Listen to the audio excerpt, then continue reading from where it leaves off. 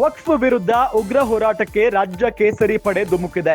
ಇವತ್ತಿನಿಂದ ಬಿಜೆಪಿಯ ಅಧಿಕೃತ ಟೀಮ್ಗಳಿಂದ ರಾಜ್ಯಾದ್ಯಂತ ಪ್ರವಾಸವನ್ನ ಮಾಡಲಾಗುತ್ತೆ. ಬಿಜೆಪಿ ಘೋಷಣೆ ಮಾಡಿರೋ 3 ಅಧಿಕೃತ ಟೀಮ್ಗಳು ಹಳ್ಳಿಗಳಿಗೆ ಭೇಟಿಯನ್ನ ನೀಡುತ್ತವೆ. ವಕ್ಫ್ ಬೋರ್ಡ್ ನೋಟಿಸ್ ನೀಡಿರೋ ಜಮೀನುಗಳಿಗೆ ಭೇಟಿ ನೀಡಿ ಪರಿಶೀಲನೆಯನ್ನ ನಡೆಸ್ತಾರೆ. ಬಿಜೆಪಿ ರಾಜ್ಯಾಧ್ಯಕ್ಷ BY ವಿಜಯೇಂದ್ರ, ವಿಪಕ್ಷ ನಾಯಕ R ಅಶೋಕ್, ಪರಿಷತ್ ವಿಪಕ್ಷ ನಾಯಕ ಛಲವಾದಿ ನಾರಾಯಣಸ್ವಾಮಿ ಟೀಮ್ನಿಂದ ಪ್ರವಾಸ ಆಗುತ್ತೆ. 3 ಅಜೆಂಡಾಗಳೊಂದಿಗೆ ಬಿಜೆಪಿ ಟೀಮ್ಗಳು ರಾಜ್ಯ ಪ್ರವಾಸವನ್ನ ಕೈಗೊಂಡಿದ್ದಾವೆ. ರೈತರು, ಮಠಗಳು, ಸರ್ಕಾರಿ ಜಾಗ, ದಲಿತರ ಜಾಗವನ್ನ ವಕ್ಫ್ ಕ್ಲೇಮ್ ಮಾಡ್ತಿದೆ. ವಕ್ಫ್ ಬೋರ್ಡ್ ಅದನ್ನ ಕಾಯಂ ಆಗಿ ವಾಪಸ್ ಕೊಡಬೇಕು. ಅನ್ವರ್ ಮಾಣಿಪ್ಪಾಡಿ ವರದಿಯನ್ನ ಜಾರಿಗೊಳಿಸಲೇಬೇಕು. 1954ರಿಂದ ರಚನೆಯಾದ ಗೆಜೆಟ್ಗಳನ್ನ ರದ್ದು ಮಾಡಬೇಕು ಅನ್ನೋ ಹೋರಾಟ. ಎಲ್ಲಾ ಮಾಹಿತಿ ಕಲೆ ಹಾಕಿ ಜೆಪಿಸಿ ಅಧ್ಯಕ್ಷ ಜಗದಂಬಿಕಾ ಪಾಲ್ಗೆ ವರದಿಯನ್ನ ಸಲ್ಲಿಸಲಾಗುತ್ತೆ. ಈ ಹೋರಾಟದಲ್ಲಿ ರೆಬೆಲ್ ನಾಯಕರಿಗೂ ಅವಕಾಶ ನೀಡಿದ್ದಾರೆ ವಿಜಯೇಂದ್ರ. ಈಗಾಗಲೇ ಪ್ರವಾಸ ಮಾಡಿ ಜನರ ಸಮಸ್ಯೆಯನ್ನ ಕೇಳಿ ವರದಿಯನ್ನ ತಯಾರು ಮಾಡಿದ್ದಾರೆ ರೆಬೆಲ್ಸ್. ಆದ್ರೆ ಈ ರಾಜ್ಯ ಪ್ರವಾಸದಿಂದ ದೂರ ಉಳಿದಿದ್ದಾರೆ ಯತ್ನಾಳ್ ಅಂಡ್ ಟೀಮ್.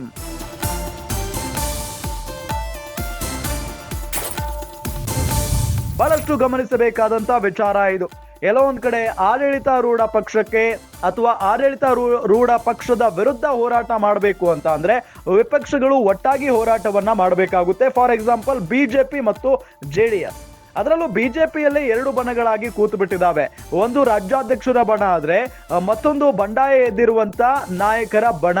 ಹಾಗಾಗಿನೇ ಇವರ ಈ ಹೋರಾಟ ಸಕ್ಸಸ್ ಆಗುತ್ತಾ ಅನ್ನೋದು ಒಂದು ಪ್ರಶ್ನೆ.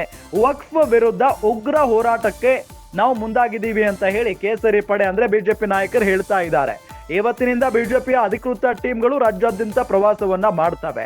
ಆದ್ರೆ ಇದಕ್ಕಿಂತ ಮೊದಲೇ ಈಗಾಗಲೇ ರೆಬೆಲ್ ನಾಯಕರು ಪ್ರವಾಸ ಮಾಡಿ ಜನರ ಸಮಸ್ಯೆಯನ್ನ ಕೇಳಿ ವರದಿಯನ್ನ ಆಲ್ರೆಡಿ ತಯಾರು ಮಾಡಿಬಿಟ್ಟಿದ್ದಾರೆ. ಆದ್ರೆ ಈಗ ಅಧಿಕೃತ ಟೀಮ್ಗಳು ರಾಜ್ಯಾದ್ಯಂತ ಪ್ರವಾಸಕ್ಕೆ ಹೊರಟಿರುವುದು.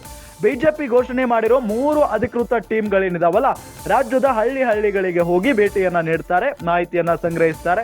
ವಕ್ಫ್ ಬೋರ್ಡ್ ನೋಟಿಸ್ ನೀಡಿರೋ ಜಮೀನುಗಳಿಗೆ ಭೇಟಿ ನೀಡಿ ಪರಿಶೀಲನೆಯನ್ನ ಮಾಡ್ತಾರೆ. ಬಿಜೆಪಿ ರಾಜ್ಯಾಧ್ಯಕ್ಷ BY ವಿಜಯೇಂದ್ರ, ವಿಪಕ್ಷ ನಾಯಕ R ಅಶೋಕ್ ಮತ್ತು ಪರಿಷತ್ ವಿಪಕ್ಷ ನಾಯಕ ಛಲವಾದಿ ನಾರಾಯಣಸ್ವಾಮಿ ಈ 3 ಟೀಮ್ಗಳ ನೇತೃತ್ವವನ್ನ ವಹಿಸಿಕೊಂಡಿದ್ದಾರೆ. 3 ಅಜೆಂಡಾಗಳೊಂದಿಗೆ ಬಿಜೆಪಿ ಟೀಮ್ಗಳು ರಾಜ್ಯ ಪ್ರವಾಸವನ್ನ ಕೈಗೊಂಡಿರೋದು. ರೈತರು, ಮಠಗಳು, ಸರ್ಕಾರಿ ಜಾಗ, ದಲಿತರ ಜಾಗವನ್ನ ವಕ್ಫ್ ಕ್ಲೇಮ್ ಮಾಡ್ತಿದೆ. ವಕ್ಫ್ ಬೋರ್ಡ್ ಅದನ್ನ ಕಾಯಂ ಆಗಿ ವಾಪಸ್ ಕೊಡಬೇಕು. ಅನ್ವರ್ ಮಾಣಿಪ್ಪಾಡಿ ವರದಿಯನ್ನ ಜಾರಿಗೊಳಿಸಲೇಬೇಕು. 1954ರಿಂದ ರಚನೆಯಾದ ಗೆಜೆಟ್ಗಳನ್ನ ರದ್ದು ಮಾಡಬೇಕು ಅನ್ನೋದು ಹೋರಾಟ. ಎಲ್ಲಾ ಮಾಹಿತಿ ಕಲೆ ಹಾಕಿ ಜೆಪಿಸಿ ಅಧ್ಯಕ್ಷ ಜಗದಾಂಬಿಕಾ ಪಾಲ್ಗೆ ವರದಿಯನ್ನ ಸಲ್ಲಿಕೆ ಮಾಡಬೇಕಾಗುತ್ತೆ. ಈ ಹೋರಾಟದಲ್ಲಿ ರೆಬೆಲ್ ನಾಯಕರಿಗೂ ಅವಕಾಶವನ್ನ ನೀಡಿದ್ದಾರೆ ವಿಜಯೇಂದ್ರ. ಒಂದ್ ಕಡೆ ರಮೇಶ್ ಜಾರಕಿಹೊಳಿ ಅವರಿದ್ರೆ, ಮತ್ತೊಂದ್ ಕಡೆ ಯತ್ನಾಳ್ ಅವರು ಕೂಡ ಇದ್ದಾರೆ.